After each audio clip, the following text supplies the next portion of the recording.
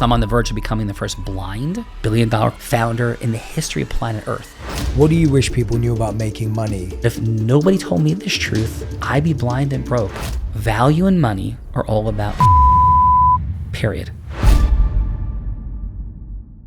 Hey everyone, welcome back to On Purpose, the place you come to become happier, healthier, and more healed. Today, I am joined by Sean Callagy, entrepreneur, speaker, and the founder of Unblinded, a company that has helped thousands of entrepreneurs, leaders, and professionals transform the way they communicate, influence, and connect with others.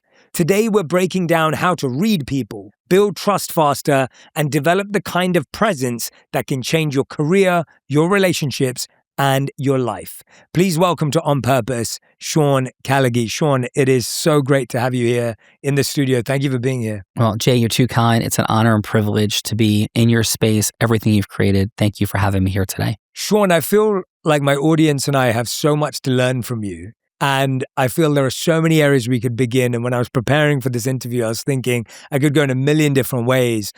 But where I want to start is simple, but I believe it's poignant. How do you define success? I define success from a place of freedom, unblindedness, with a lack of human constraint. So simply put, when people understand the truth, the relevant truth for their life journey, they make conscious, free decisions, not polluted by the limiting beliefs and fears of all the people who've been around them since birth.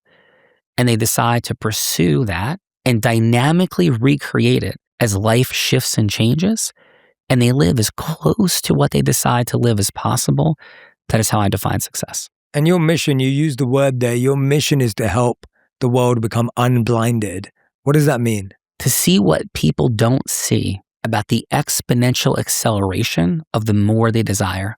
People would like more abundance in their finances, more abundance in their time and scaling and leverage with integrity, and of course, more leverage in their magic. And I use magic for everything besides money and time. Purpose, fulfillment, gratitude, contribution, all the things that are higher vibrational ways that people can feel better about themselves and support others in doing the same. Do you really believe that the reason why people are not successful, happy, abundant, joyful, fill in the blank, is because they have limiting beliefs about what they can achieve? I do. People have enormous limiting beliefs and they're often hidden. I think people don't know how to. What is that how to? The how to is always relevant to the outcome people desire, making that conscious, unblinded choice towards it. But if we're in a capitalist structure like the United States of America, I know you have listeners from all around the world, but if people are in a place of capitalism where money has some degree of relevance, right? We create purchasing power for food, for shelter, for the beautiful home you enjoy here, and so many of your listeners either have or desire to have.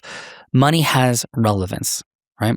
So what I tell people all the time is I believe that there's a hierarchy of how we pursue the more we desire, and people get incredibly confused about that hierarchy. So I often talk to people about this first limiting belief, which is that money requires stress, friction, and suffering on an enduring basis. My discovery of all of this was because I was going to go blind and be broke. And I didn't know how to not be blind and broke like all the people in my family with this hereditary eye disease. 75% of people like me are unemployed, blind people. To put into a simple headline, I believe that people first have to discover this truth, that to create their greatest degree of freedom is because you have lived this truth. You have achieved the only human attainable superpower, and it's the ability to, with integrity, influence other human beings to say yes. And yes isn't a sale. It's not marketing. It's not just management or leadership. Everything is on the other side for human beings of yeses, but yeses that should happen, not yeses that we manipulate and pressure. And once human beings realize that this is the freedom of opportunity of creation from every spiritual leader to political leader, to business leader, to sports coach, and every happy family, is because yeses happen together. And once people realize that the creation of yes and its mastery is at the center of all that will help us live on our greatest purpose and why, then we begin the journey. I want to talk about your journey, Sean, in a moment, because I can't even begin to tell you how moved I am learning about it, understanding it, meeting you today. But what do you think is holding most people back from the life that you're talking about? What's restricting them? What are they getting wrong? It's first because we are provided so many conflicting messages from birth. I grew up in a household that didn't have resources. My parents were divorced when I was 1 year old. My mom pushed a hot dog cart in Jersey City, New Jersey for a while to make a living. And I was told by my beautiful grandparents, including my blind grandfather with my same eye condition, that someday I'd be a doctor. That was their placeholder for being successful, right? They didn't understand what success was, but doctors were successful because they had some money and resources. So I was told I would be a doctor someday. But at the same time, I was told by my grandparents to have money had to be a bad person. So I, like most people, were given conflicting messages continuously. I went to Catholic grammar school and I was told children are seen, not heard. We were told to shut up and sit down. And we were told so many things that would limit us over time that couldn't help but play out into our future. Then, as a high school athlete, I was blessed and privileged with great leadership. And these were great leaders that taught us how to win and be a team. But what we weren't taught is how to translate those principles into our adult life of freedom, abundance, joy, and happiness. So why I believe, to answer your question directly, that so many people struggle, Jay, is because they're provided massive amounts of conflicting messages that are imprecise, generalized, and often false, that doesn't help them understand how to have a beautiful, abundant, happy, integrous life in a capitalist structure. It's fascinating how people from different walks of life can have very similar messages, even though those messages are variegated. So I, like you, I often joke that I had 3 options growing up, either to be a doctor, a lawyer, or a failure. That's what my parents and family had put before me. I chose the third option. I did not become a doctor or a lawyer. So you did better than me on that from my parents' perspective, building what you've built. And then also on the other side of it, I was also told that people who have money are bad. And when we'd see someone who had money, whether it was a family friend or someone's home that we visited, it would always be that they did something dodgy to get that, or that there was something, untoward about how they processed money in their lives. And that planted some really deep seeds in me. And I think all of us have a relationship with money, success, value, purpose, mission, expectation that comes from that. How did you begin to unravel and pick at those early definitions of success, wealth, value for yourself? And then how do you teach others to do that? Thank you for this question, because it brought tears to my eyes, because I easily couldn't have found that truth. Because it was 1997, 27 years old. I didn't become an attorney to be rich. I became an attorney to not go blind and be broke. So I applaud your courage in resisting what your parents shared. I didn't have any type of leadership like that, or thought, or some incredible speaker like you discovered who brought you down a different pathway. I just had, okay, doctor or lawyer, because I don't want to be broke. So I became an attorney.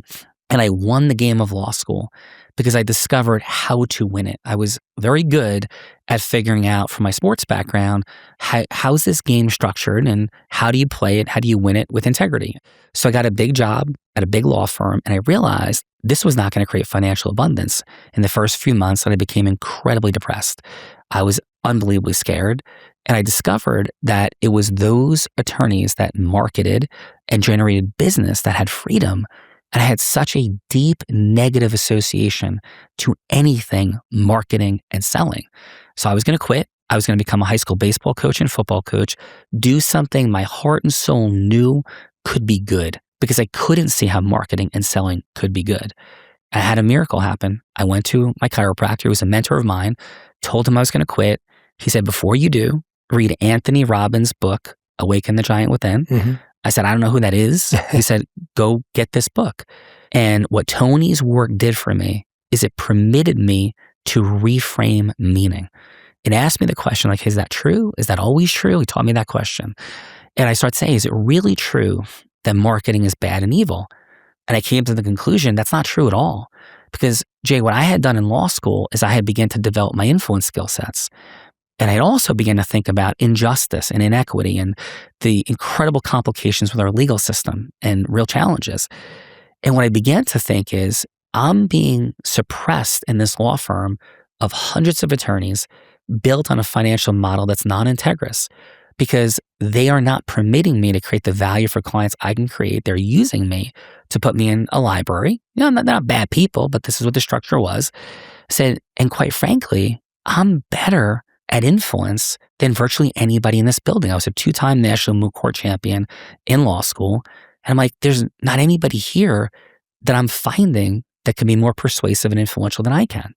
So I quit my job. I had no money. I was petrified. I knew nothing about business. So I began to look everywhere I possibly could, and I couldn't find answers and solutions. But I started on my credit card, my own law firm at 27 years old. They offered me psychological counseling at my job. My family was losing their mind, but I was committed to find out if there's a way to win the game of freedom with integrity and heart and love in a capitalist structure. And I found that there was. Talk to me about when you first discovered your condition and learned about it, and how it slowly started to affect your life in such a deep way. Yeah, 17 years old, I'm going to get my license. All I care about is getting my driver's license. My mom knows I'm going blind since I'm 5. She tells me at 17, so she kept this a secret for 12 years. And I was, again, a peak performance athlete in high school in baseball, football, wrestling. I had no idea. And truth, she didn't want me to get my driver's license. So she couldn't have gifted me with a better time to tell me, because I wasn't devastated. All I wanted was my license. So I wasn't focused on the fact that I'm going to eventually go blind. I was focused on, how do I convince my mother and prove to her that I'm safe enough to get my license? I did. So I got my license at 17, and it wasn't anything that serious yet. And as I went through the next decade of my life, it took my baseball career from me. It didn't allow me to go on to play professionally, and it slowly eroded. But it was a slow thief. They say retinitis pigmentosa is this thief that almost apologizes for what it's taking of your vision. I had the ability to read pretty finely until my mid-30s. I stopped driving around 40. I stopped being able to read around 42. I'm 56 now. So I was really functionally blind, unable to watch television by 43, 45. But each of these were just slowly being taken over time. So it gave me this unbelievable privilege of adjusting at each stage. And it also gave me the gift of massive urgency to get out ahead of this, so I could be sitting somewhere like I am right now with you, using my voice and my influence, my communication skill sets, and having built a team, so I wouldn't be dependent upon things I could no longer do. When I hear you, I hear so much gratitude and positivity and optimism. When I see you on stage, if anyone's not seen Sean on stage, go on to YouTube right now and literally type in Sean Callagy. And watching you on stage is incredible. Like the energy that you command and the interaction you have with the audience and the engagement you have, like it's unbelievable. I just feel like the natural inkling, if I was told that at 17, would be to go inward and feel more depressed and lost and confused and stuck. And I think a lot of our listeners would agree that their natural gut reaction would be to decompose as opposed to go in the direction you did. Were there moments of despair and stress and pain where you just said, I wish this wasn't happening to me, I hate what's happening to me? Like, if you could kindly go there. I know it's vulnerable and it's personal, but I want to hear about what was going through your head when you first were told about the condition that obviously you said was in your family. So when I was first told, it wasn't a challenge, but when it really was brutal was during my college baseball career. I was a runner-up for Ivy League Rookie of the Year. I was a starting player as a freshman. I had an incredible career. I didn't think I knew I was going to go on to play professional baseball. I didn't know I'd make the major leagues, but I knew I'd get drafted. And college baseball became this incredible dichotomy of immense success batting and greater fear building in the field. So my first experience with the reality of my eye condition was when I started to struggle seeing fly balls in the outfield and couldn't get the jump I got. Wow. So I would be out there as this immense leader, and I'm very humbly, I'm uniquely athletic. I worked very hard. I was blessed with great speed, world-class, professional speed. I had Major League Baseball speed and athletic ability. And I'd be sitting there, Jay, praying the ball wouldn't be hit to me. And it was this horrible, horrible feeling. And several times, including as a unanimous senior captain, returning allegedly one of the best players in America coming into my senior year, certainly in the East Coast. And I'm out there praying the ball doesn't get hit to me. We're playing at West Point, Army. So it's the Ivy League plus Army and Navy. Fly ball gets hit to me. I don't see it. 3-run score. We lose the game. And I'm the captain. I'm the leader. Jay, in my life, I had never felt more selfish. I said, you're selfish. You don't belong on this field. You're not capable of doing this anymore. You could be a designated hitter, not in the outfield. And I walked into my coach crying and said, I'm a horrible leader. I have failed you. I failed this team. Do not ever put me in the outfield again. I can't do this anymore. I don't deserve to be here. And I would say that, and a little while later, the Major League Baseball draft occurs. I don't get drafted. I knew by that point I wasn't going to be. I still had this miracle hope for it. And those 3 days, I'd say were the only 3 days in my life I felt sorry for myself and gave myself that permission, almost mourning the dream that was. And it was brutal and it was painful because I had no desire to be a business person. I want to play sports. That's all I wanted to do. I want to teach sports. I wanted to play sports. I want to coach sports. And it was taken. And I had to let that dream die at 22 years old and then begin to recreate my life. How do you let your dream die when you can't see what's next? It was 1992 was the worst year of my life. I've never had a problem with drinking. I've had alcoholism in my family. So I've really been blessed. I don't drink coffee. I'm not a drinker. I've never done a drug in my life and I don't judge it at all. I have great empathy for people, in those spaces. But in 1992, I worked for 1 year after not getting drafted before figuring out I would go to law school. And I went out after work every day and I go to happy hour. And, I was in New York City and I was working in a bank on Park Avenue. I was making no money, but I looked like I was doing something meaningful. I'd wear a suit to work every day and carry a briefcase and my family was proud of me. And I was so lost. I was so scared. I was so unfulfilled. And I could easily see how people could begin to drink and could begin to womanize and could begin to do drugs. And I didn't do drugs. I didn't womanize, but I drank more than I would like. And I just began to see how lower vibrational activity could suck us in if you don't find your purpose and live your life on purpose. So I began to recreate what that purpose was. And I didn't know what I would ultimately do. I definitely did not want to be a lawyer. Like I knew that, but I saw law school as a way to hopefully be able to support a future family and at least the next right step. So for anybody struggling out there, I would say I don't think it's knowing, we live a world where high school teachers or college professors or graduate school professors are always telling us about our future and our life. I always say just take the next step. So for me, law school was just the next step. I was in the beginning of recreation. I didn't know what it would ultimately be. I knew it was dead, but I also had heroes like Batman and James Bond and The Miracle on Ice as a child, and Rocky and Muhammad Ali. And I knew that people who believed found a way.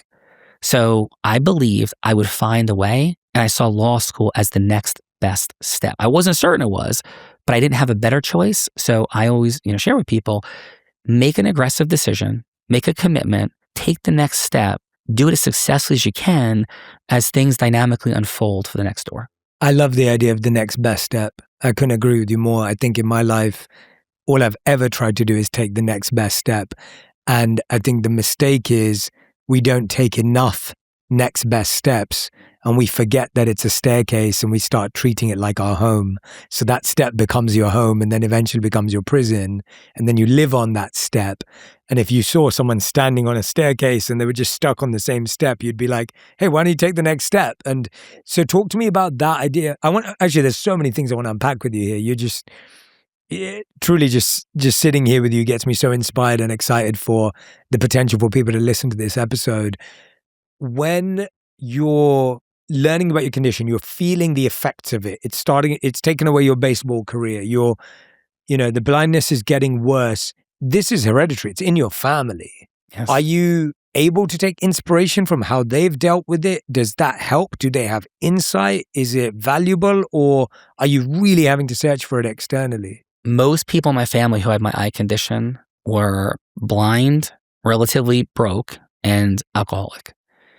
Except my grandfather, my mother's father, but he did not achieve meaningful financial abundance, but they made incredibly strategic decisions, my grandmother and my grandfather, with his condition.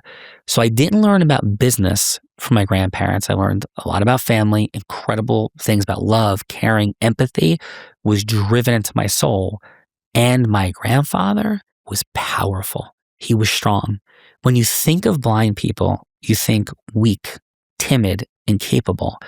My grandfather would yell at drug dealers and pimps in Jersey City that as, their neighborhood decayed, to stop taking advantage of people, to stop hurting people. He was a fearless, Zeus energy, powerful human being that stood for women, underdogs, the oppressed, the challenged. And my grandfather taught me, respectfully, to take S from no one and to love everyone, right? He was a protector. People said to my grandfather, he would love you to death and sometimes scare you to death. And this became a framework that I learned from him and my high school athletic coaches to be a stand for people, to be a protector, to be a guardian and a guide. So yes, my grandfather taught me a lot about that, which sent me searching for the truth of how to make business finances work for me. And then if I could, then to teach others the same. If someone's listening right now and they feel stuck because their dream just ended, or maybe they don't even know what their dream is, what can they do in the next 24 hours to get unstuck? Most important thing I would share with people, and this feels so trite to say, but I will, and I'll give 2 inches, that's okay, Jay. Yeah, please. Is to put endorphins in your body 12 times a day. The greatest drug people can take, and I just finished reading Charlie Sheen's book. I had the privilege of interviewing Charlie, and I understand that in the book he talked about crack and the feeling, I've never done drugs, and cocaine and testosterone and steroids and all sorts of stimulants that can do things in your body. I believe the greatest super drug that provides love, a feeling of love, gratitude, abundance, power, strength, aspirational vision, are endorphins. And I also believe that people understand this at some level for people who get a runner's high or go out and lift.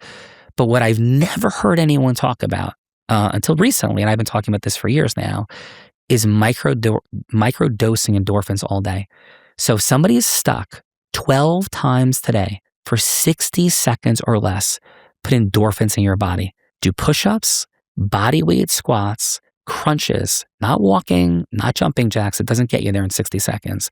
But put endorphins in your body. And if you're disabled, you're a quadriplegic, blink your eyes, make muscles with your face, do anything that will release endorphins for 60 seconds. If you don't have that challenge, get on the ground and do this. It's going to create a completely different reality. Our biochemistry is a filter for our reality. So I always tell people, start with your biochemistry. But then second, realize that your mastery of influencing, yes, causing, that I am right on the cusp of being an introvert and extrovert. So I wasn't a person, Jay, and everybody out there, who was charismatic growing up. In fact, I was very shy. I wasn't the guy asking girls out. I wasn't the person who was the cool guy. I ran for class president in 7th grade. I got 2 votes. True story of my 115 person class, because my speech was so god awful because it wasn't my words. It was so inauthentic, right? So what I tell people is put endorphins in your body 12 times today and begin to study influence. Not how you pitch, hook, or close, horrible words, lose those words, not how you funnel, not how you objectify anyone or anything, but how you cause other human beings to be seen and heard and understood. It's what Oprah Winfrey said is why she held a microphone for 30,000 people. And it's not a soft skill. It's the skill set. Begin to learn it and master it today with absolute love and integrity, and everything will become unstuck. The release of endorphins and the physical movement is such a huge one, I feel, for, like you're saying, everyone who possibly can make a shift in their lives. Dreaming about escaping to a happy place? Let Celebrity Cruises take you there on the kind of vacations you'll talk about for years. Whether you want to kick back completely in the Caribbean, be charmed by Europe, or finally check out Alaska's wild wonders, they've got the getaway for you. You'll eat at restaurants that are as creative as they are delicious. Find yourself reconnecting during date nights that last the whole day. And dive into pool days that feel like a vacation inside your vacation. Why not add some check marks to your travel bucket list? And remember, Celebrity Cruises didn't find your happy place, they built it. Join them and see for yourself. Visit celebrity.com, call 1-800-CELEBRITY, or contact your travel advisor. Ships Registry, Malta and Ecuador. When you're talking about quitting your job, quitting law, realizing that it wasn't what you were going to do, I think there are so many of our listeners today who would say they're in a job right now that they've potentially thought about quitting at least more than once. And maybe they've even got close, but then they've caved. If someone's in that position right now, thinking about quitting their job or doesn't like their job or isn't enjoying their job, isn't engaged, we know that nearly 50% of US workers are disengaged in the workplace. People are not feeling a sense of meaning and purpose. What's the first thing that person should do before making that decision? Before making that decision, again, I reemphasize 12 times a day endorphins. Do it for 30 days. Don't quit your job yet, right? And second, begin to master influence and accept this reality that if you're unwilling to face the greatest fear people have, which is that of rejection. People say people fear death more than public speaking, but people also fear the rejection of others. There's a way and a mechanism that doesn't feel aggressive, harmful, pushy, salesy to cause integrous yeses with human beings. This is the pathway to freedom. If you refuse to accept that reality, then what I would tell people is begin to make peace with the job you have, the life you have, and gain your purpose and fulfillment outside of those working hours. I often tell people, become a police officer, become a teacher, do something that doesn't require you to face that fear. But for the greatest degree of freedom, what I would share with people, Jay, is to find your way forward to facing that fear. It will be 12 of the most challenging, grueling months. It will be like Daniel and the Karate Kid with Mr. Miyagi. It will be like Luke with Yoda. There'll be so many moments or Mike Eruzione with Herb Brooks and the Miracle on Ice team. So many moments of doubt, of fear, because you're recreating your nervous system and how it primally fears rejection as death. And you can begin to reframe your reality that rejection doesn't exist. And we're the only people that can ever possibly reject ourselves, right? The only people who can reject us is us. The reality, very simply, is 30 days of beginning to recreate this reality, but realizing that it's on the outside of what is currently comfortable for us today that we'll find that freedom. And Jay, when I quit my job in that law firm, it was the most grueling, brutal, scary, horrifying 12 months of my life. I didn't have a single person around me who told me I should be doing this. And I had to find it in books and places like people would find their work with you, Jay, and that peace. Find it with Jay. Listen to him every day as you recreate this reality. Put endorphins in your body and realize there's a path to freedom like somebody like Jay has created. And humbly, somebody like myself has created.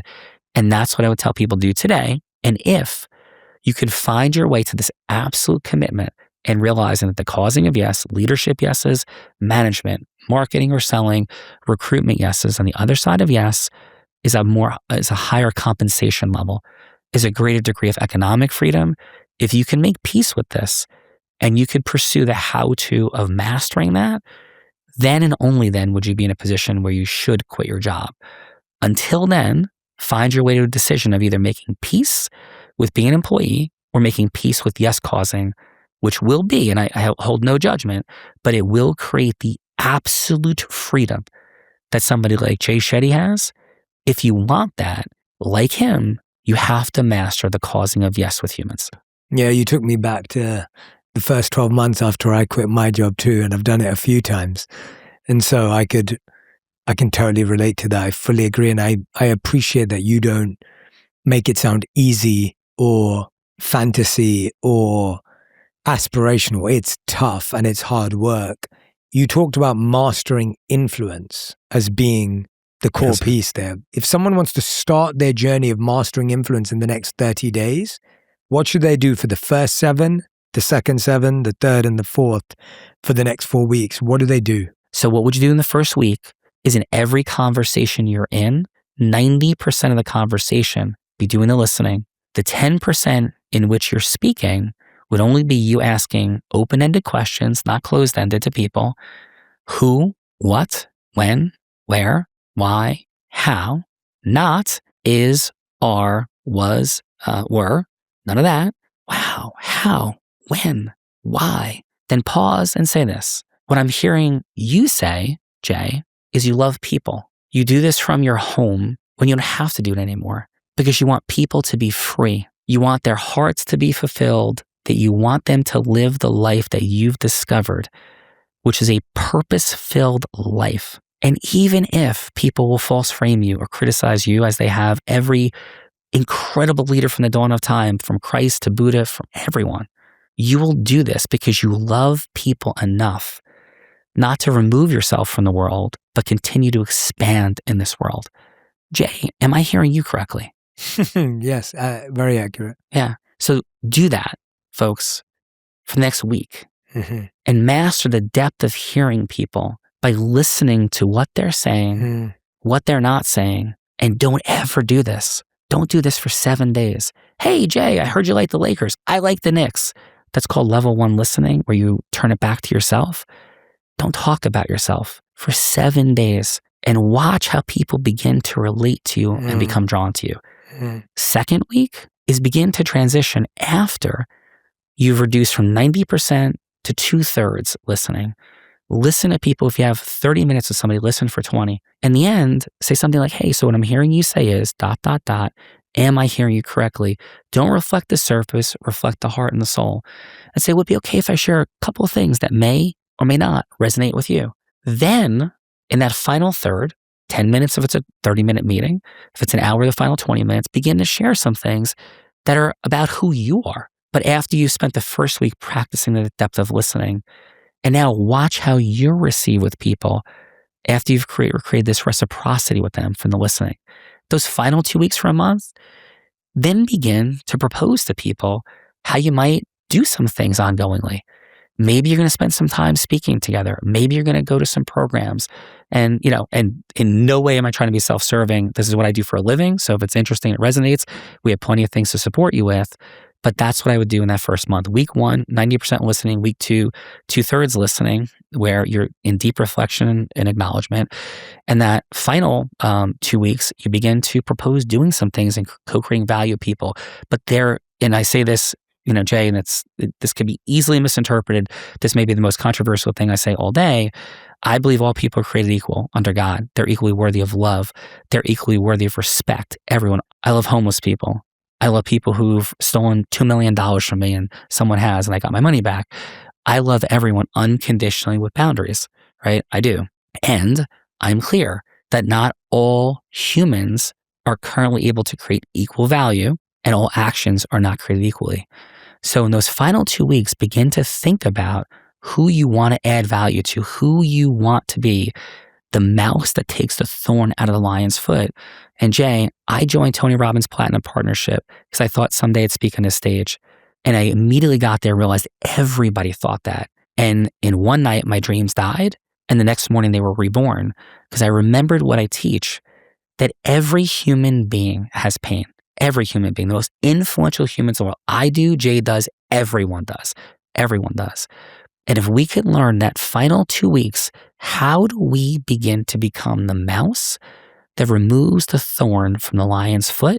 That's what put me on Tony Robbins' stage the very first day I got there. And I believe it was a miracle from God, a blessing, and kept me there 19 more times because I figured out how to create value, not the value I thought they needed, the value they believed they needed. And when you do that in those final 2 weeks with people, watch how your life changes when you are the mouse, not the lion, finding the lion with the thorn in their foot. From a business perspective, if you had to start from scratch again today, how would you start? Only take advice from people who are living the type of life you want to. I am divorced twice. I have no horrors in my divorces. There was no legal battles. I have a fine relationship in both situations, including an outstanding relationship with my first wife, the mother of my 3 oldest children. We spend every Christmas morning together, etc. However, you would not want to learn from me how to stay married because I'm not married. You would want to learn how to get divorced, have no controversy, and have an incredible relationship when you have children. That I'm masterful at, right? So only learn from the people who have that which you want to have and do not listen to anyone else. That was the most foundationally, critically important piece because everybody wanted to give me advice when I was fearful in my law firm job. So if I went back in time, I would live that edict and then I would learn from the people who had the type of life I wanted, but not just the money. I wouldn't be studying, God rest his soul, Ozzy Osbourne for how he became wealthy and successful. I would find people at financial abundance who were respected, who loved their life, who lived the type of life that I wanted to live that didn't require work to be continuous, that went from an arduous place to an abundant place in financial abundance and time abundance, were massively contributing value to other people in money, in wisdom, in love, in possibility. And P.S., it doesn't always have to be money. My grandparents were very successful people. They gave massively an abundance of love and safety and family, and they never had any financial resources.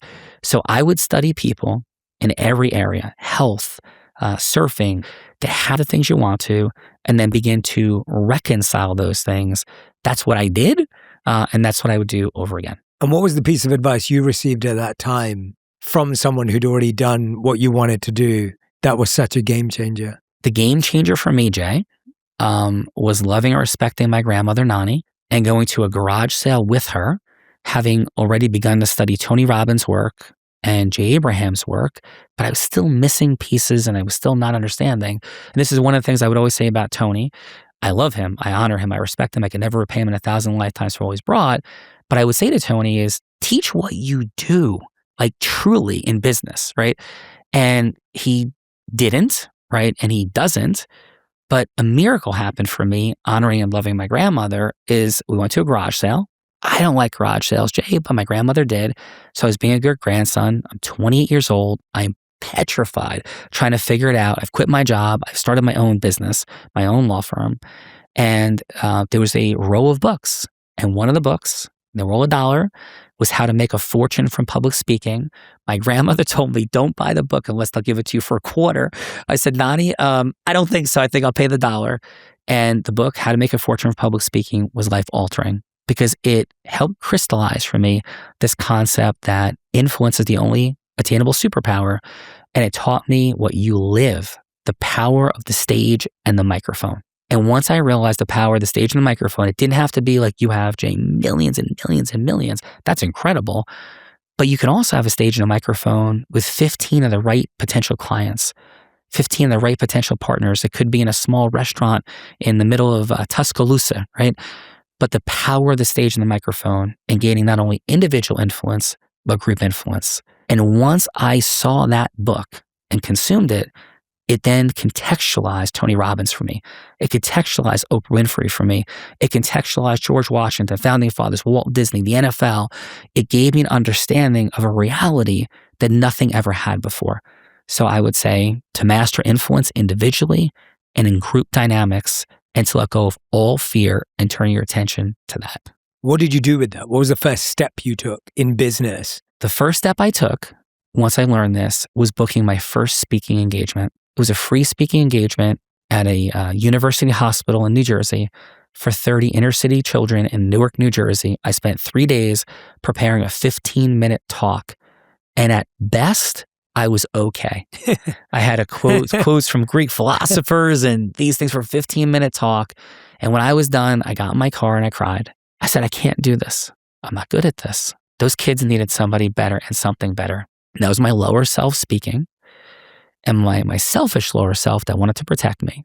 And my higher self said, that's a lie. That's just like baseball. Just like when you were 10 years old and you didn't start in a Little League All-Star team. Just like every moment, it's a journey. And I recommitted and I began to find my way.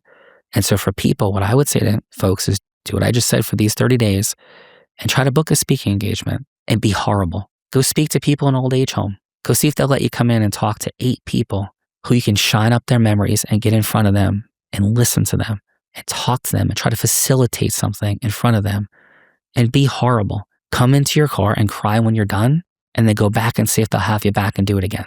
That's what I tell people to do.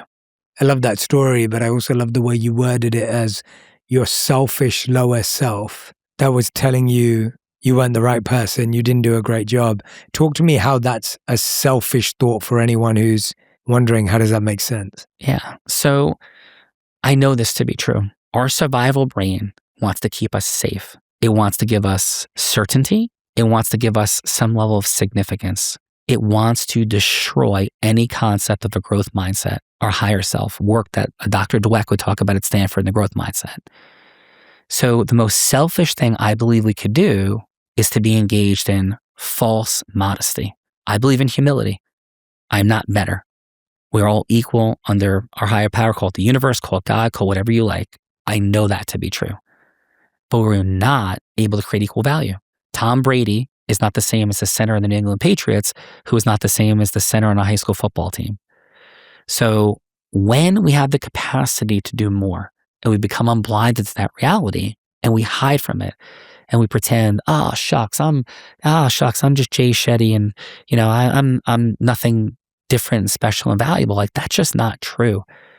You have millions of people that you, because of your influence, have been able to cultivate as an audience.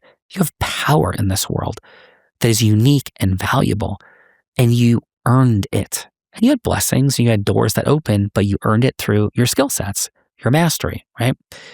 If you were to have said all these times, I'm not worthy of interviewing Michelle Obama, or I'm not capable of interviewing Oprah, oh shucks, I'm nobody to do that, you would have deprived the world of all the value and power you've created.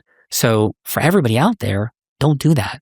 And the greatest moment that I learned about this was in my senior year of high school football, and we were playing the championship game. And I knew that our best chance to win that game, an impossible situation, 4th and goal from the 20-yard line in a tie game, I knew our best chance was to throw a pass to me. I also knew that the great likelihood was that it wasn't going to work. So I knew our best chance was for that to happen, and I knew it probably wasn't going to work. So what every part of my being told me is to do what I'd done for 4 years of high school athletics were told to do, to shut my mouth, to say nothing, and let the coach call the play. But I knew that I had a great chance to beat this guy, and I knew what had happened during the game. I didn't know if the coaches knew. So we called a timeout. I jogged over to the sideline with our quarterback, which nobody ever does. I said, Coach, I swear to God on everything, on my reputation, that our best chance to throw this pass to me. I swear to God, if you call this play, I will catch it and we will win the championship. And I knew I was telling the truth and lying because I knew the coach may not run that play, but it was our best chance. We ran the play. I caught the ball. That was a blessing. It was good fortune, right? But if I didn't do that, Jay, I would have been selfish to protect myself from being the GOAT forever, ever and ever, to be told this, oh, this guy walked the sideline. He said he called for the ball. What an ego-driven a-hole that person was. That would have been my legacy. But my teammates, my coaches, my high school, everything they'd given me, they deserved me to do that. And it's the same thing I did in the Tony Robbins world when I first took the stage. I told them, I will cause more people to join Platinum Partnership than anybody ever has. I will break every sales record imaginable, except the truth was I knew I would in that situation. And it was scary. And I knew people would judge me for it. So what I would encourage people to do is to engage in absolute humility, because none of those things make me anything except the person that produced that result, and don't make me better than anybody else in the world, except they make me uniquely capable of doing certain things that I'm more capable of doing than others. So I don't engage in false modesty, and I encourage others to do the same. You've made multi-generational wealth in your life, Yes, sir. abundance, value. What do you wish people knew about making money that they don't? How easy it is, how hard it is for the first year, and how easy it becomes from there because of how afraid people are and how the value hierarchy of money is created. value and money are all about replacement cost, period. So, and the hardest skill set to develop for people is the ability to cause yes in group dynamics with people. It's why you're Jay. It's why Oprah's Oprah, right? Run down the line of names we've said. It's why presidents are presidents, right? It's the hardest value to create in group influence. The next hardest value is individual influence to cause yes. Once you realize that, and you realize this, to be an NBA player, MLB player, the things I dreamt of, things many people dream of, that is a very fixed, limited game where very few human beings are ever going to be Mike Tyson or, a home run champion or the Los Angeles Laker. But in business, so many people can become multimillionaires. So many people, so many more people. And what I would offer to people is to realize it's easy if you will spend the 1 year, and heck, you spent 12 years of of secondary education and graduate, you spent 20 years in your education, 1 year of building that influence and realizing that then people want to work with you and for you. If you could teach them that pathway, and Jay, this is the craziest thing. I tell everyone the truth. Nobody told me the truth when I came out of law school. Nobody in that law firm told people what I tell the people that work for me in all of my businesses. I tell people how this hierarchy works. I tell people you can work here forever and not be a yes causer. As long as you're loyal to the stated mission, don't ever be loyal to me. If you ever see me breach integrity, tell the world, but be loyal to the things we agree to. You do your job, you're going to be here forever and ever and ever. But if you really want to make unique amounts of money and be financially free generationally, then here's what you need to become masterful at. And I tell people that. And still with them watching it, them watching people accelerate, still most people with everything right in front of their face, they still don't make that choice. And I don't judge it. But I am telling people the truth right now. And I'm telling people to make an informed decision and to realize how powerful your fear is, how powerful that fear is, and that you can be free enough to overcome it. But if you feel any resistance right now, listeners out there, to what I'm sharing, it's because your fear is telling you that you're hoping what I'm saying isn't true. And I'm leaning in this directly because I love you.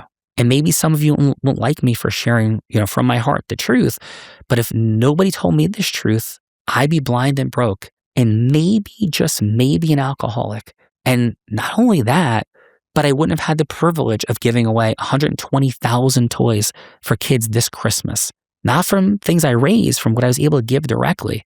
And the ability to cause that for people is something I would have stolen from kids who would not have had Christmas this year.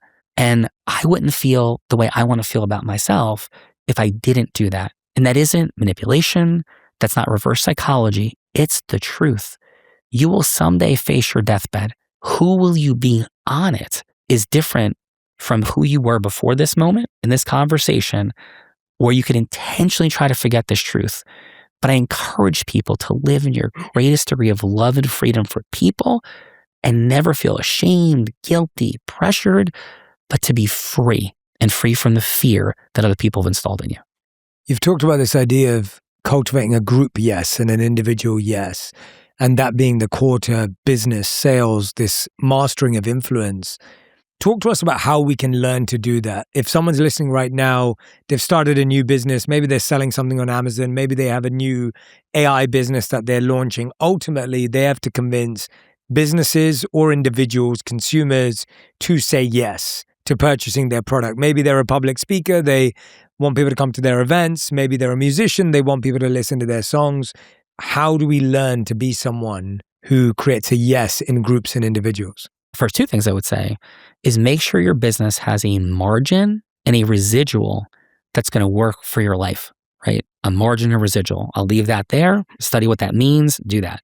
Second, to make sure you believe in what you're selling. I can't sell anything I don't believe in. And it crushes my heart and my soul to see people running around the world selling things they don't believe in just to make money. And that destroys human beings. So make sure you truly believe in what you're selling, right? The first two things. Once that's true, the margin and residual, and you believe in what your offer is into the world, what you're sharing with the world, the value you're creating and giving, right? Then from that place, there's only 4 steps, 12 indispensable elements and 4 energies of influence. I certainly won't deep dive into them all. But the first is you have to build emotional rapport with people. You have to open the listening, because if you don't, then you're Charlie Brown's teacher saying wah, wah, wah, wah. And the most powerful disruptive way to do that is to lean into truth with people. So for example, right? So let's say, Jay, you said, hey, do that right now with the folks that are here. I would say every single person listening, and this is called level 5 listening, we spoke about it earlier, right? This is the discernment of patterns of humans. You're all listening to this because you want more. Maybe you want more money. Maybe you want more time freedom. Maybe you just want to be happier today, more hopeful, more proud, more confident, more worthy. But you desire, feel a pull inside of you for something more, and you believe Jay Shetty can provide that for you. And you're right, by the way. So congratulations. And what I'm here now to offer you is that solution. That would be called a disruptive opening in truth, where you're acknowledging the audience wants more, and you're speaking, I always say, into 3 different things, Jay. The most, at least. Maybe you want money. Maybe you just want more joy and happiness. Maybe you want both or something in between. That would be called speaking into all listening, right? Some people it's money, some people it's happiness, or something in between. Now you've spoken into all listening from a frame of truth that you all want more. And I said it with a great degree of congruence and certainty. What that causes is the building of rapport with the audience. I call it the opening of listening. It's only for a very short period of time. Listening can close very quickly, but now you've opened the listening of the people in the audience, and that would be your beginning. Sean, what you're talking to me about is integrity-based human influence, right? It's this idea that we can do things with integrity, ethically, appropriately, and still make an impact and influence on people. And I think that's what most of us want to do in life. We want to create value for people, and we want to create value for ourselves.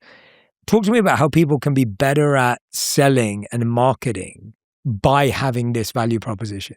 We have specific definitions of integrity. Like to start really simple, 3 parts. First, it's being transparent to the relevant truth.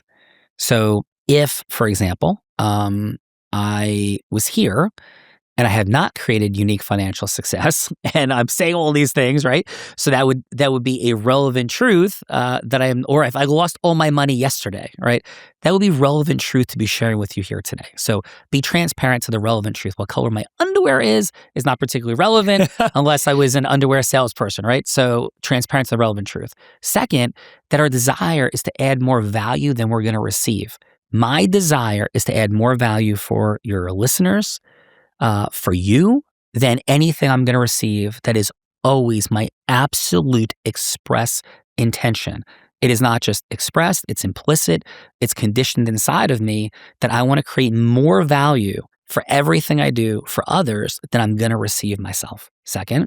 Third, that the thing that we say does something does the thing we say it does. So if we say, hey, this pen writes well and it will last 1 year, if the pen writes well and lasts a year, then you and the pen are in integrity, right? 3 parts. Relevant truth, more value, it does what we say. So from that place, I think we begin this journey into integrity-based human influence and this concept I was mentioning a moment ago about rapport and leaning into truth. And where this goes haywire is when people realize, Jay, that they can make a lot of money doing something. So for example, right, I have lots of colleagues that are in this space, and it's a wonderful industry, and it's also like every industry, it's full of all kinds of problems for people that are heavily in real estate investing, right? And people tell people to start flipping houses, and they sell programs online about this. And this is a really wonderful potential way to make a living. And it's also a very long, arduous, complex journey that takes an incredible amount of time and is more about longer term financial stability than it would be in a shorter run of financial abundance. If people are selling that and they're not disclosing it, then they're really harming people. Right? So what I would share with people is think about what you're sharing, what's relevant, how do you create more value, and if it does what we say, if for a lot of those people selling those programs, they should be selling them to people who are not 25 years old and looking by the time they're 27 to be having financial abundance. Instead, they should be selling those programs to people who are 40, have some money, and want to build a diversified portfolio, right? So my point is with anything we're sharing, if it's integrous, make sure you're selling it to the right audience, for those people before you even decide how to begin to set these offers and constructs, right? So the next thing I would share for those that are out there is to make sure you're creating structures in integrity that are going to create an exponential increase in the amount of potential sales meetings you're going to have. And a sales meeting is where somebody can purchase your services. So if you're selling solar, if you're selling real estate, if you're selling accounting, if you're selling pens, if you're selling whatever you're selling, then I talk about this concept of ecosystem merging, where you're speaking to audiences of your potential ideal grouping of people, and then you're creating value for those audiences. What did I do? I went out and started speaking to chiropractors in 1997 late about being underpaid by insurance companies. I wasn't going one at a time. I wasn't randomly networking. And I do, Jay, teach against random networking. I teach about intentionality and transparency. So I went to this incredible group of people. And what was the value I was going to create for the Northern New Jersey Chiropractic Society almost 30 years ago? It was to inspire them. They felt defeated by the insurance companies. So I wasn't there to do an infomercial on my services. I was there to tell them, you're at war and you don't even know it. And I blew the roof off the building with these people about taking back their power and how understandable it was if they had given up, if they were letting the insurance companies steal their money. But it was a mindset shift. And the footnote wasn't, hey, by the way, I might be able to help you with this if you want to talk to me more. But the value I gave them was inspiration. The value I gave them is if they work with me or not, they were able to take away massive value going forward in their practice. That's what I believe in group influence and individual influence is integrous. How can you make an offering of your services when you're complete with an individual, with a grouping of people, and whether or not they use your services, they have left with value? And I'll pause there. So well said. And I feel like it's such a great reminder because it really makes, I think sometimes you can even build a product with the best of intentions, but if you took it through your filtering system, you'd be much clearer about what the offering is and who it serves, even if it was already built as something to help other people. And the intention that drives, I mean, I think about this all the time. Whenever we're talking about a partnership or working with someone else, it's like, I always ask my team, I'm like, how does this become a win-win? Like, how does this truly serve the other person? And I loved what you said about, wanting to over-deliver almost so that you're giving more than you could ever possibly receive. And it's like, it's such an important part. My whole team knows that we're always functioning from that place. We're never trying to take advantage of anyone. And at the same time, we never want to be taken advantage of either, right? It's important to have self-respect as much as it is to have respect for everyone else that we're working for. When you do this, and I think there'll be a lot of people listening saying, I'm a good person. I'm doing good work. I'm creating good work. I just don't know how to scale a business. What's the difference between someone who creates something that solves a problem for a couple of people, but then can solve a problem for a lot of people? Yeah. So first, my grandfather was a wonderful person and never made any money. My grandma Rose, I would never be here without her. This is my father's mother. And she gave me so much presence and so much love as a child in her railroad apartment where you walked into the bedroom, when you walked into the apartment. A bullet hole was there one morning when I went there, dropped off by my mom as she was going off to work. And my grandma Rose never made any money in her life. So being nice and making money have nothing to do with each other. I wish the world was different. I wish the world was different in a million different ways. But I relate to the world as it is, as I look to help shape the world into what I hope it will become. Right? So that's like part of my thing, right? So from that said, when people think, hey, I work really hard, I do a great job, I go, oh, so you're a terrible marketer. And I'll laugh and I'll smile and I'll break their pattern. I'll go, okay, how many sales meetings did you have last month? Well, a lot. How many? Right. And you'll find like they have virtually no sales meetings. I go, listen, this is okay. You do an incredible job. People need your accounting services. They need your real estate services. You seem like a wonderful, wonderful, masterful person at delivering these services. You just don't realize that marketing is foundational. So to build a scaled business, it's one sentence, exponentially grow the quantity and quality of your sales meetings, period. There's no comma. Because once you do that, then you could easily duplicate yourself with other service providers. It is very easy to find people to do the service of what you do. Lawyer, accountant, financial service provider, chiropractor, medical doctor. It is easy to find people. Much easier to find people masterful at service delivery than it is in marketing mastery, marketing and sales mastery. So to be the scaled business owner, you must become, and this is what I wanted to resist like crazy, why I almost quit the law and became a person who was not in financial abundance at all and went into high school athletic coaching 30 years ago. What I had to reframe was my reality that I'm going to become not only a masterful attorney, which I was, but I'm going to become the most masterful marketer the world has ever seen. And that decision is what permitted me to go from having no employees to 40 employees in 2 years. And I've never heard a person, Jay, to this day, I didn't build Google. I didn't build Facebook. I don't have, the size of following you do. Congratulations. Amazing, right? But I did something I've never heard of anybody else doing. Well, first, I'm on the verge of becoming the first blind, self-funded unicorn, billion-dollar corporate value founder in the history of planet Earth. Never a blind, self-funded unicorn creator ever before. But long before I was that, 30 years ago, I did something to this day I've never heard of anybody doing. 2 years out of law school, I built a 40-person law firm. I had 40 employees, onshore, employed, not contractors. I've never heard of anybody doing that. People, how'd you do that? I just told you.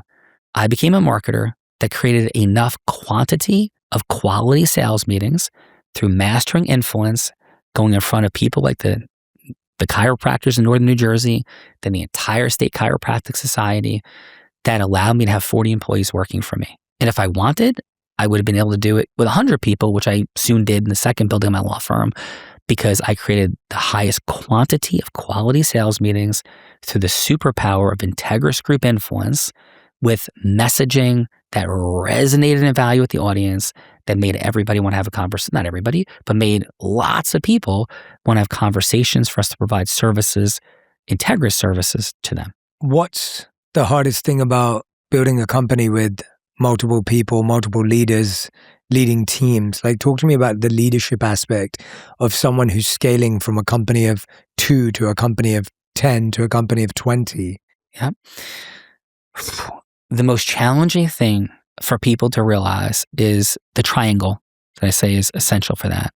3 things. 1, we need people who are loyal to the stated mission. I mentioned that before. 2nd, we need people who are masterfully competent at whatever job function it is. The hardest masterful competence to find is marketers and salespeople, by far not close.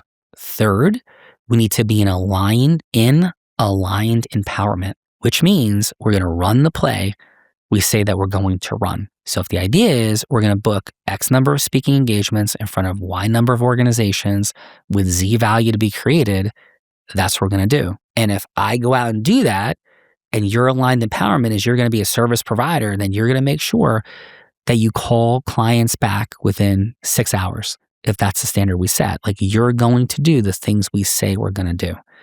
And the hardest thing to do with people, Jay, is to not permit them to recreate their job.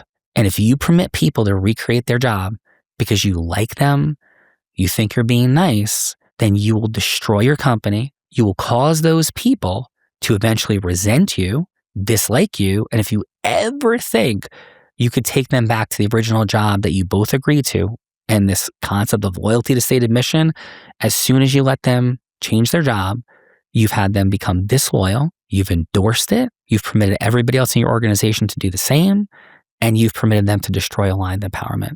So do not let any human being recreate their job in the 3 things: loyalty to stated mission, set it, create it, and live it. 2nd, masterfully competent. 3rd, aligned empowerment. Do not let anybody recreate their job. Sean, we had some of our audience write in some of their scenarios for this that I want to read out to you. Wow. For you, so you can tell them what would be a good thing to think about. It could be mindset advice, practical tips, things to reflect on. I want you to feel as open as you can. This is fun. And so I'm reading out scenarios of where they are. Sound good? I love it. Awesome. Okay. So our first person is a 24-year-old recent grad working her first corporate job. She feels underpaid, overwhelmed, and already questioning if she chose the wrong path. Where should she start? Start by doing what we spoke about earlier, is beginning to master influence, because you may be underpaid, but you may be overpaid. I wouldn't think of how many hours you're working in this beginning of your journey. I begin to think about how much value you can create for this organization and whether or not they will appropriately recognize it. And I would say to this kind and wonderful soul, it's critically important that you don't decide what value is, that in being loyal to a stated mission with this organization, you come into an integrous agreement about what that is and looks like, right? Number one. Number two, I will begin to master influence. I be on the side doing what we said over the next 30 days. First week, talk 10% of the time, then 1/3 of the time, and be creating value with people, because the most valuable thing you could do is to master this ability to become magnetic with humans. And you become magnetic with humans when they believe you see them, hear them, and authentically care about them, and you know how to help them grow, 1, personally, 2, professionally, 3, financially. If you want to have people glued to you forever, then authentically become that. The second one is a 40-year-old woman who has worked in marketing for 15 years and has done very well for herself. She wants to branch off and start her own marketing firm, but feels too late and is afraid of starting over. Yeah, definitely not too late. I don't know your personal circumstances. So make sure you've anchored and taken care of your responsibilities financially, to whomever you love and care about. And if there's nobody that close that you're responsible for taking care of financially, then quit and start today. Quit and start today. Because if it's only you, then you could deal with it all. It's not too late. And to realize this, if you're in marketing, master AI and become the greatest master possible, because that is about to eviscerate the entire world of marketing at an extinction level event. That as a marketer, if you could master the leverage of AI and the duplication and scaling of it, you will be riding that tsunami wave that's about to create extinction for many who are not. Let's talk about marketing and AI for a moment. What are you seeing that we might not even have comprehended yet? Like, who's doing it well? What are the tools that are being used? What's been created already that you're fascinated by? Yes. So again, not to be self-serving, I believe we are sitting in my company Acti at the literal cutting edge of everything in the space of marketing acceleration, right? And so what have I seen that isn't happening that I stepped into the void? It's to realize that when people say, oh, AI is not here to replace humans, like that just isn't true. And it isn't that I didn't do this. I didn't create AI. I didn't build this. But I don't think that my grandmother who worked at the American Can factory in Jersey City, those jobs went away too. I love Bruce Springsteen. I am nostalgic. I am loving. I miss the way things were, and I embrace the way things are. And I even look more forward to the way things will be. AI is going to eliminate massive amounts of jobs at everything in white collar, and that includes marketing. And to think differently is absolutely fundamentally incorrect. We've created agents and beings that can cause yes with human beings better than 99.9% of salespeople right now. Shocking, mind-blowing, disruptive for what we built. And it's the same thing in marketing. And think about this for a second, Jay, and everybody. The human constraint factor. We've all heard the term in marketing, split testing. So you hire a digital marketing firm. And I've hired many in my life. I've spent, Jay, I can't even imagine what you've spent, right? I'm sure we've all spent millions and millions of dollars in marketing in our lives. And we hire a marketing agency. And what they're there to do is, quote, split test. Okay, how many split tests? How often? How many humans? That's constrained by human beings. Split testing costs money. It requires human beings to make decisions, and what you typically get is a very suboptimal work. It's the same thing in accounting and law, especially in litigation cases. There's this fundamental friction point where we can no longer afford to create the true value that's possible. That's the human constraint. AI completely eviscerates that human constraint. And to share with you what's possible, I created in 48 hours 27,000 Acti beings that are competing within coliseums, like we would have in the days of gladiators, where they're competing against each other to become more and more integrous and more masterful. And in 48 hours, I would put their work against any digital marketing agency I've ever hired. And that's in 2 days. We're 3 weeks in at this point. I'm going to create 1 million acti beings, 1 million beings that are doing things that human beings would normally do. The causing of yes, the working with people, the outreach is cold, the digital marketing split testing. We have a goal of creating this year in 1 day, 1,000 webinars running simultaneously, all created through acti beings, all of which is now fully possible. So to answer your question, like hyper directly, Jay, is the seismic exponential scale of what's possible through AI. And the fact that people often think that AI can't be as emotionally intelligent as people, I think AI is now more what we've created, what we're dealing with, is more emotionally intelligent than 99.99% of people I know. And so for people to realize that this is here and that we can masterfully step into it, powerfully step into it. But if we think this isn't real, I mean, that's what the farmers thought. That's what the factory workers thought. It is here and it's going to move at an exponentially faster rate than anything that's ever happened. Lawyers, buckle up, because 90% of associate legal jobs will not exist, I believe, in 36 months to 60 months. So it's that level of change, which for somebody who's growth driven could be the most exciting time in human history. For somebody who wants it to stay the same, I didn't do it. Please don't kill the messenger, but it's not going to stay the same. And it's changing at rates that are only going to increase at faster and faster levels. What should we be focusing on, knowing what we know now from hearing from you and what we're hearing across the world? Yes. Scale your marketing. Leverage it through AI. Do not take anybody who claims to be an AI expert who is going to train you. Look to surpass their mastery as rapidly as humanly possible. You cannot delegate AI to an outside person or being. Master it for yourself, implement it into your marketing, into your yes causing, and remember that integrity, mastery, ethics, emotional intelligence are fully achievable through AI right now, not tomorrow.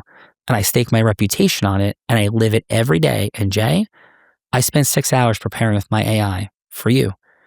I asked my AI, where do we conflict? Where are we aligned? Where are the greatest synergies? What might Jay's audience misunderstand if I say it, not say it? I role play it. I prepared. I know about your family. I know about your wife. I know about your parents. All of this, I couldn't have done with a team of 10. And I did it at such an unbelievable level of preparation. And then we role played it out where my AI was you and I was me.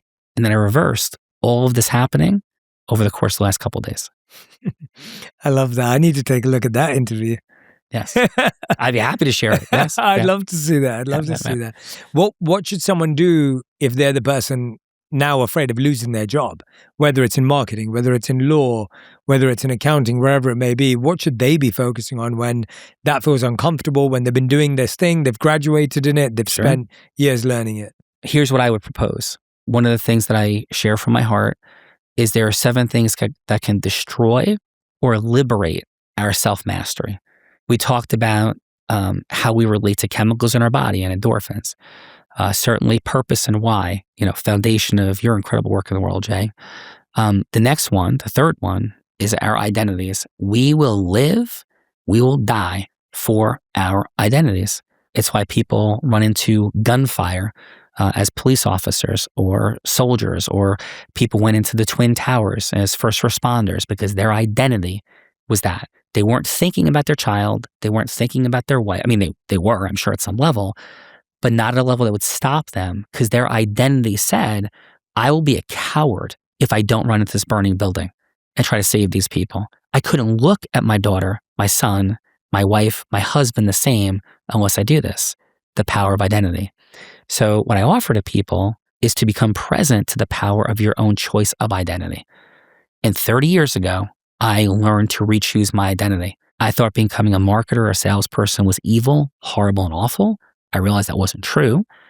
And since then, I've been able to set and reset, create and recreate my identity very rapidly. I would develop the skill set.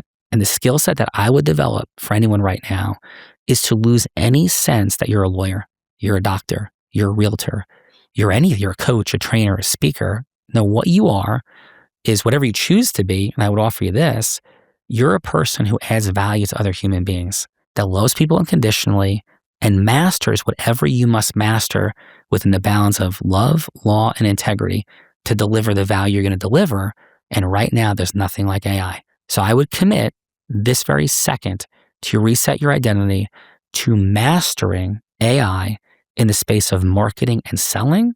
That will be your pathway to be the most masterful person anywhere you are. What I'm teaching this to is everyone in my programs, to my children. I am teaching this to every single person who works for me. I'm telling them, your job is to master replacing yourself with AI, to trust my integrity that I'll never replace you. And my goal, Jay, for one of my companies right now that we're saying is valued over $1 billion, is we'll never hire another human. I'll hire humans to do other things, but my goal is to exit this company in the next 36 months for multiple billions and to never hire another human and have this be the core of our exit multiple, which I'm also going to share with the people who help to produce it inside of my companies, including people who've worked for me for 25 years that could not think of themselves of being less technologically driven. And we're opening this pathway to everyone because you don't have to be a computer expert, a data programmer, a computer scientist to master AI. You just have to be a growth-minded person. I really love the idea of an identity reset, especially at this time. I feel like titles have always been so limiting for people. And when we introduce ourselves as our job title, it's nowhere near as abundant as who we are as individuals. And I always struggle when people are like, what's your title? I'm like, I don't have one. Like, titles feel so, I am an author, I do have a podcast, I do, but those are things I do. They're all vehicles. And I think helping people recognize that they have so much more value than their title is an absolutely huge, huge accomplishment. All right, a few more of these scenarios that we have, because we've got a few more different ones that were sent through. Let's do this one. A 45-year-old newly empty nester whose kids are older and who realizes they don't know who they are outside of being a parent. My first would be this identity question. Who do you want to be? And you could be as small or as impactful as you desire to be. And I would really think about if there was no limits, because we've never lived in a time of less limits in human history. Nothing even close. 3 years ago, the freedom we had as people was an ant to the Godzilla of the freedom we experience today through the power of AI, right? So I'd say, who do you want to be if there were no limits? Do you want to be Wonder Woman? Do you want to be Batman? Do you want to be Oprah Winfrey? Do you want to be Tony Robbins? Do you want to be Barack Obama or Donald Trump? Who and what do you want to be in the world if there were no limits? And I would begin there. I wouldn't think of how to. I wouldn't think of what would that mean to my children and maybe my grandchildren. I wouldn't think of any of that yet.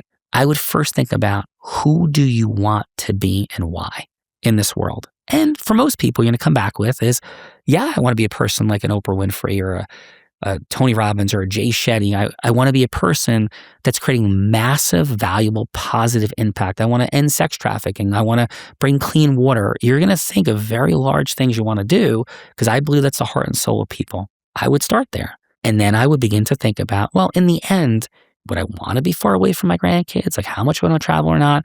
Then I start to create some reasonableness into what you'd see your future being over the next 5 years, 10 years, 20 years of your life. And then finally, I decide, how do I want to begin this journey? And I think, well, do you want to create more financial abundance? Do you want to create more philanthropic outcome? And it always comes back to mastering influence. And I would begin to do it just like we said earlier. But first decide who you will be in the end.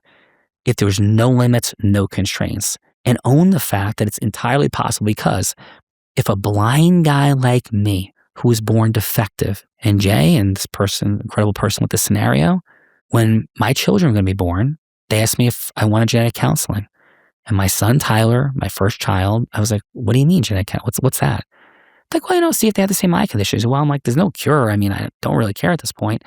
So, well, but maybe you'd want to make a different decision. Oh, you mean a defective person like me wouldn't want to have a defective child because they might be like me? So if a defective person that doctors were counseling to make an informed decision to terminate my potential child, if I could be living this life blind, what can you do? And the answer is anything you decide to. But it begins with that choice of identity, and I get to having fun with it, be inspired by it, feel the magic of it, and don't talk to anybody else about it because they'll bring all their own stuff to it. That's what I would do. I love that, Oz. I mean, just literally listening to you just gave me chills there. I was like, it's so wonderful to see you living such an abundant. I know you went surfing this morning. You told me when you got here, and I'm thinking like, wait, you went surfing. Your friend just told us, that you taught his family how to ski. Yeah, and I'm like, talk to me about like how were you like? Talk to me. Did you learn how to ski and surf before you became blind? Like, talk to me about how's that's even possible. I can't do those things properly even when I can see fully. Like, how does that work? I learned to surf after I became blind. Wow. And to put it in appropriate context, I was always a water person. I'm always very transparent. I am very athletic. I have great body spatial awareness, and I've trained as an athlete. I was a great body surfer before I went blind. So I understood the water. I understood waves. I understood the feel of the ocean at an incredibly high level. But I had never surfed on a surfboard. And so I began that journey after I became blind. And skiing, I skied before I was losing my vision. I was not an effective mogul skier. I'm now a really masterful mogul skier. So to answer your question, yes, I developed double black diamond skiing mastery and surfing in really extreme conditions and big waves after going blind. And what I would offer to people is, you wouldn't believe what's possible, what you're truly capable of, because I'm not that special. I'm just not. But what I learned to do and how specifically is by feel. So I ski double black diamonds 100% by feel. I'm 56 years old. I'm able to relax my body, relax my core, and I'm able to go over the mountains just literally feeling the mountain and having enough flex in my knees, my hips, my core, which I hope to maintain, Jay, for a long time. We'll see what genetics tells me, in aging. But that's how I'm able to do it. And I am a much better skier than when I had sight. I tried to see the moguls and think through the moguls. And I've done a lot of repetition. And the same thing with surfing. I could feel the pull of the wave. And in full disclosure, I have a teeny bit of peripheral vision, right? And so I'm able to use this. I probably have 10% of what people have in peripheral vision. I have no central vision whatsoever. Zero. I can't see anything whatsoever in front of me at all. I could see a number 1 right here, next to my eye right now. So if the lighting's right, I could see a little bit of contrast in the wave of the background coming, and I'll start paddling. And then I'll feel the wave taking off, right? And I'll know when to pop. It's all by feel. But I think the point of the story is, we can do so much more than we ever believe we're capable of. And part of my personal development journey, I learned long ago about being an example of possibility. Like I heard that term. I'm like, I want to be that. Like I want to be that for my kids first. And it keeps expanding. Like I just want to be an example of possibility. Thank you, Jay. And it's so fun. I just love life. I love teaching. And listen, I'm intense. Right. And I love people and I'm intense, and I definitely am disruptive, and the lightning bolt of Unblinded is there for a reason. I believe in like lightning bolt and creating disruption for sure, but it comes from this beautiful place of love. And when I went skiing with Mike, my friend's children, I was talking about it. I've taught more than 100 people to surf, more than 100 people to ski that couldn't before. I love it. I love freeing people. And I'd encourage people to decide to be that. Like, Jay, you are that. And so many people who are listening are that in certain ways, and to realize you could be it in so many more ways, and how fun it is to live that way. I just got over being sick. I don't feel 100%. I was like, there's no way I'm coming to LA and not going surfing this morning. We were like super late. We got in and I'm like, maybe I should sleep more. I'm like, no, I'm going to show up better for Jay and this audience if I go surfing this morning. I'll feel more like myself. I'll feel more in my body. I'll sleep 4 hours. There's no way I'm not doing this. And so what if we just chose to love people enough, love ourselves enough to do these things, to be an example of possibility? Sean, it has been such a joy talking to you today. And I feel like I've been personally getting a motivational session from you, which I feel so Thank lucky you. to have, and my audience's questions, and you've been incredible for the community. Here are the final 5. These questions have to be answered in 1 sentence maximum. I will probably break my own rule because you're fascinating, but we'll try and stick to the rules. Yes. So Sean Callagy, these are your final 5. Question number 1, what is the best advice you've ever heard or received? That influence is the only human attainable superpower. Question number 2, what is the worst advice you've ever heard or received? You should listen to anyone who hasn't produced the results you want. Question number 3, what is the hardest thing you believe you've accomplished? To build a scaled business that permitted me to only miss 9 of the 1,000 plus sporting events that my children played in. That made you emotional. It is the thing I am most proud of that I've ever accomplished in my life. Because people say, Jay, that you have to trade money for time. And I believe that lie. And it almost caused me to not pursue building and scaling business and creating financial freedom. And I lived with nobody knowing I had money. I had no social media. And I would take my son to go ice climbing in Switzerland for the weekend. And, my daughters do whatever they wanted to do. And we lived in a middle-class environment where nobody knew the secret life we had. And I was there present for all their games and all their sporting events and all their things. And it is something that I'm much more proud of that than anything I've ever done in my life, by far not close. Talk to me about how you managed to do that. Because I think people talk a lot about work-life balance. I'm not sure that's the direction you're going to go in. So how did you manage to show up for your kids, be so present? Sounds like you have a great relationship with them. Yes. How was that possible while also building this incredible empire that you've built? No, thank you. Well, my son just finished law school. He works with us. And, Congratulations. Yeah, my daughter's boyfriend, who's amazing, works for my AI company. And my other daughter is pursuing her acting career and doing incredibly. And yes, thank you. We have incredible relationships. And I have a 4.5-year-old daughter that was the hardest thing in coming out here, was just not being with her for a single day. And my theme song of leaving to come out here, Jay, was listening to Let It Go from Frozen, which is her favorite song. So that's what I left to. But the how to do that is to make a decision to become a business owner, not a business operator.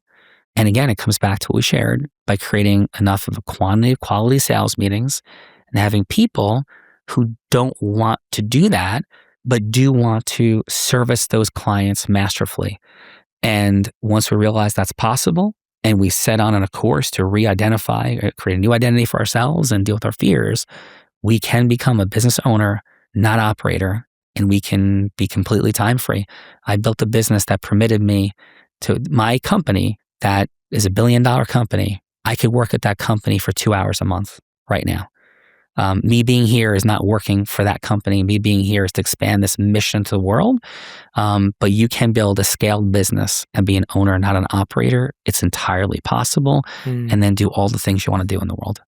I mean, yeah, that it's so interesting, isn't it? Because it's like, you're thinking like, oh, there's a client in the early days who's calling you and saying, I need you there on a Saturday, I need you there on a Sunday, or I need you to fix this. And you're like, no, I'm at the game, and at that time, now I understand it because you've achieved something, but it's like you've did it in those days where it would have been easy to be like, all right, kids, I'm not going to come to this game. How did you decide the 9 that you missed?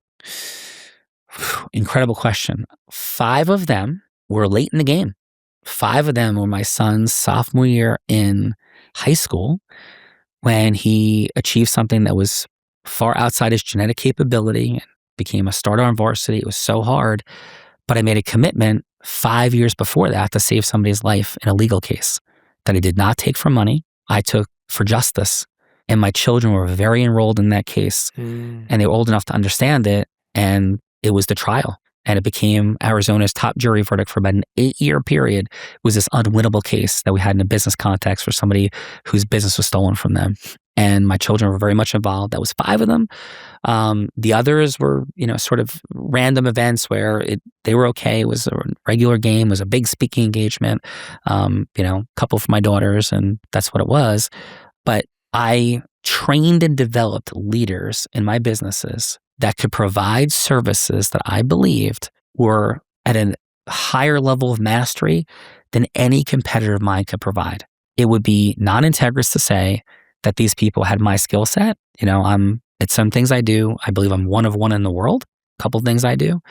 But I was very much in integrity because I had people hire our firm and said, you're not going to get me.